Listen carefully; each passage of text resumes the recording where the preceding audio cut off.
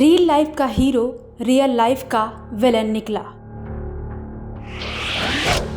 फिल्मों में मसीहा असल जिंदगी में कसाई निकला।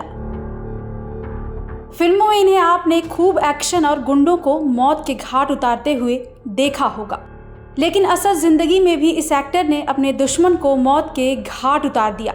इसका नाम है दर्शन। कल यानी कि 11 जून को क्राइम तक के जरिए हमने आपको बताया था कि कन्नड़ फिल्मों के सुपरस्टार दर्शन को पुलिस ने रेणुका स्वामी के मर्डर केस में गिरफ्तार किया, जिसके बाद उन्हें कोर्ट ने रिमांड पर भेजा और आज उनकी फ्रेंड पवित्रा को भी पुलिस ने गिरफ्तार कर लिया। कोर्ट में पेशी के बाद सभी आरोपियों से पुलिस अब लगातार पूछताछ कर रही है। जैसे ही पुलिस ने दर्शन और पवित्रा को अरेस्ट किया, उसके बाद से इस मामले में कई सीसीटीवी फुटेज अब वायरल हो रहे हैं। पहला सीसीटीवी 6 जून 2024 के इस वीडियो में रेणुका स्वामी को आखिरी बार अपोलो फार्मेसी में देखा जा सकता है। रेणुका स्वामी इसी फार्मेसी में जॉब करता था।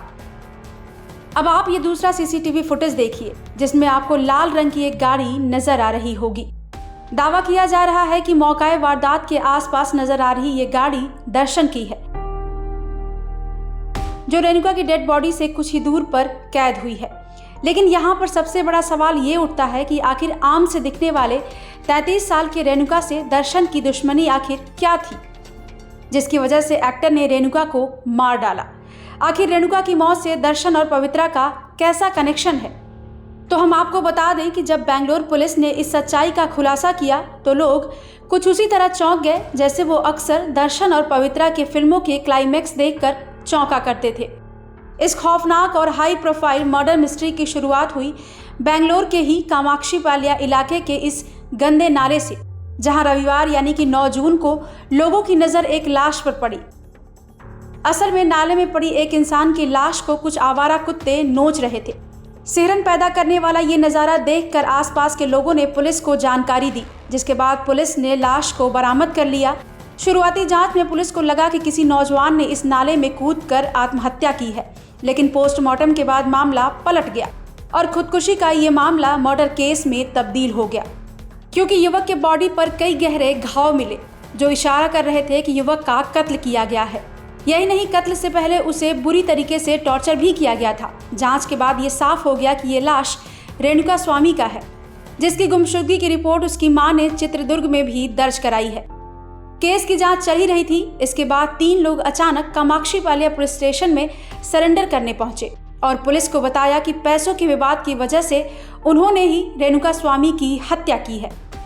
लेकिन पुलिस को इन पर शक हुआ कि कातिलों ने थाने में इतनी आसानी से सरेंडर क्यों कर दिया और वो हत्या का मोटिव भी क्यों बता रहे हैं। जब पुलिस ने तीनों से सख्ती से पूछताछ की तो इन्होंने दर्शन और पवित्रा का नाम लिया। इसके बाद पुलिस ने दर्शन और पवित्रा सहित 11 लोगों को धर दबोचा। अब सवाल ये था कि आखिर रेणुका की हत्या दर्शन ने क्यों किया। दरअसल रेणुका स्वामी ने दर्शन की दोस्त और उनकी पत्नी पवित्रा गौड़ा के नाम से सोशल मीडिया पर कुछ भद्दे पोस्ट किए थे। इतना ही नहीं, उसने कथित तौर पर पवित्रा गौड़ा को कुछ ऐसे ही अनाप शनाप मैसेज भी भेजे थे।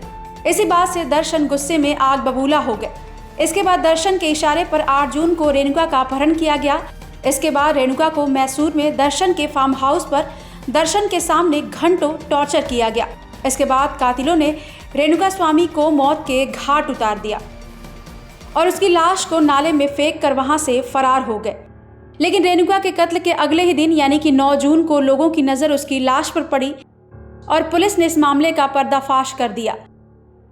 ब्यूरो रिपोर्ट, क्राइम तक।